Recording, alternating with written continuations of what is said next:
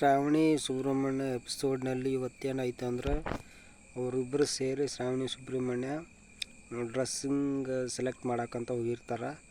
ಆಮ್ಯಾಕೆ ಸುಬ್ರಹ್ಮಣ್ಯ ಆಕೆಗೆ ಯಾವ ಥರ ಡ್ರೆಸ್ ಬೇಕಲ್ಲ, ಆಕೆ ಚಾಯ್ಸ್ ಯಾವ ಥರ ಬೇಕಲ್ಲ ಅದನ್ನೆಲ್ಲ ಚಾಯ್ಸ್ ಮಾಡಿ ಹುಡುಕಿ ಆಕೆಗೆ ಯಾವುದೇ ಥರ ಸೀರೆ ಬೇಕು ಅಂತೆಲ್ಲ ಹೇಳಿ ಇಷ್ಟಪಟ್ಟು ಕರ್ಕೊಂಡು ಹೋಗಿರ್ತಾನೆ.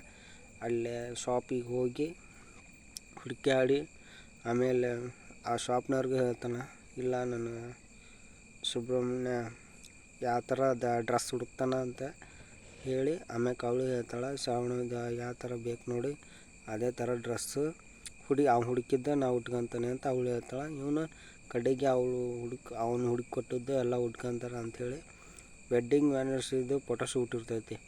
ಅದಕ್ಕೆ ರೆಡಿಯಾಗಿ ಹೋಗಿ ಅಲ್ಲಿ ಹೋಗಿ ಫೋಟೋಶೂಟ್ ಮಾಡಿ ಚಲೋ ಡ್ರೆಸ್ ಎಲ್ಲ ಹಾಕಿ ವೆಡ್ಡಿಂಗಿಂದು ಬರೋಬ್ಬರಿ ಫೋಟೋಶೂಟು ಎಲ್ಲ ಮಾಡ್ತಾರೆ.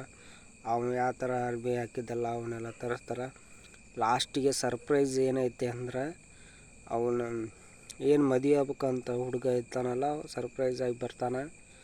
ಅದು ಆಕೆ ನೋಡಿ ಶಾಕ್ ಆಗ್ತೈತಿ. ಅಲ್ಲಿಂದ ಆಕೆ ಮೌನ ಹಾಕಳ.